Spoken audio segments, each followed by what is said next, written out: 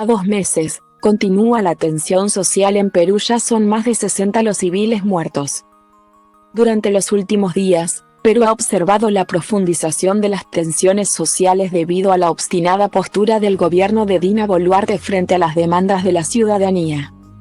Si bien parecía que la nación había logrado superar la oleada de tensiones sociales que enfrentaron diferentes países latinoamericanos en los últimos años, los eventos actuales en Perú después del fallido autogolpe de Estado por parte de Pedro Castillo reflejan que el país no es inmune a tales tumultos.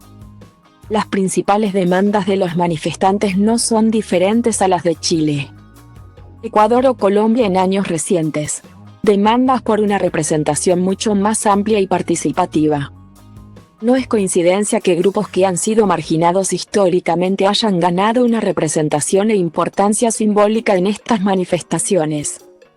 Las actuales demandas de los manifestantes son, en definitiva, una profundización de la democracia. Hay 2 razones por las cuales Perú había evitado tales tensiones sociales. Primero, la magnitud del impacto causado por la pandemia, en la cual el país tuvo la mayor tasa de mortalidad por 100.000 habitantes del planeta. No daba mayor espacio para organizar movilizaciones.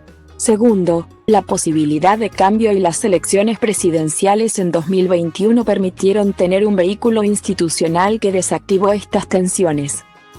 No es sorpresa entonces que el voto por Pedro Castillo fuera más alto en las provincias más pobres de Perú.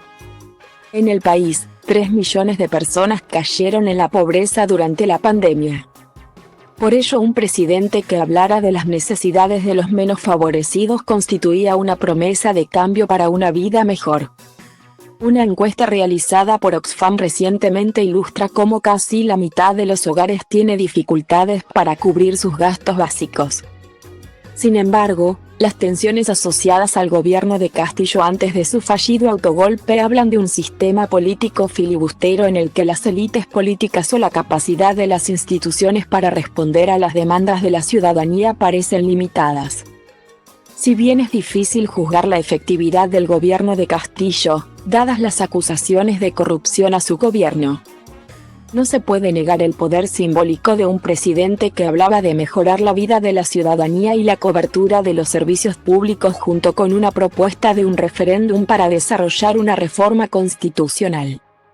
Por ello, el filibusterismo que precedió la propuesta de cerrar el Congreso, autogolpe, es vista por segmentos de la población peruana como un obstáculo a la posibilidad de tener una vida mejor y explica la demanda por elecciones presidenciales y al Congreso inmediatas por parte de los manifestantes. Las manifestaciones se aproximan a su segundo mes y han llevado a tener más de 60 civiles asesinados debido al uso de la violencia por parte de la Policía Nacional.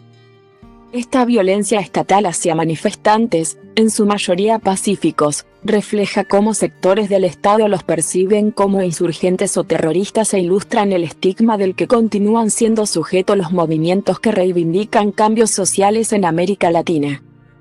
El hecho de que diversos grupos se hayan convocado para manifestarse en la capital procedentes de diferentes partes del país muestra la profundización del malestar social y la emergencia de una solidaridad social de personas en las ciudades principales hacia los manifestantes.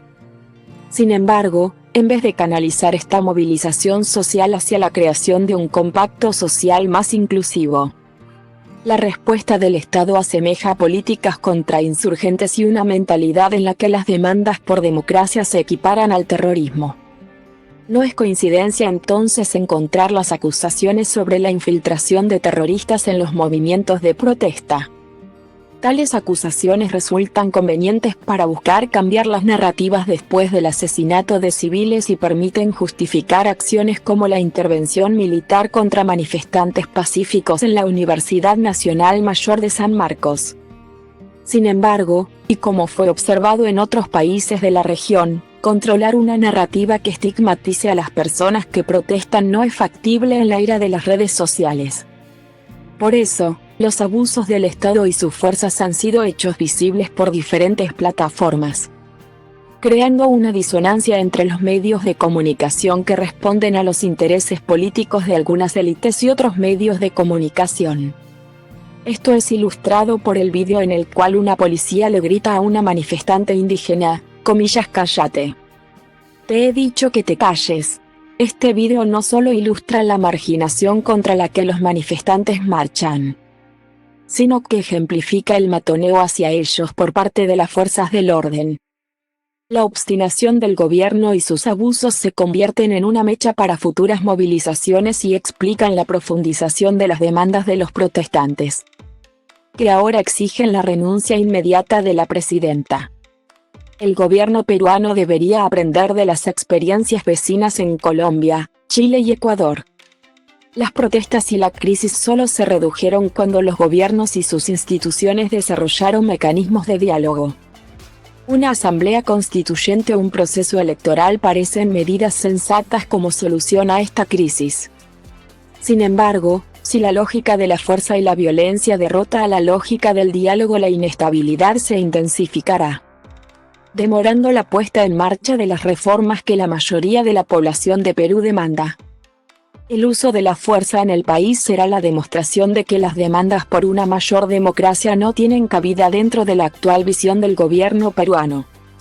Nota extraída de The Conversation y creada por Fabio Andrés Díaz Pavón. African Centre of Excellence for Inequality Research, ACEIR, University of Cape Town.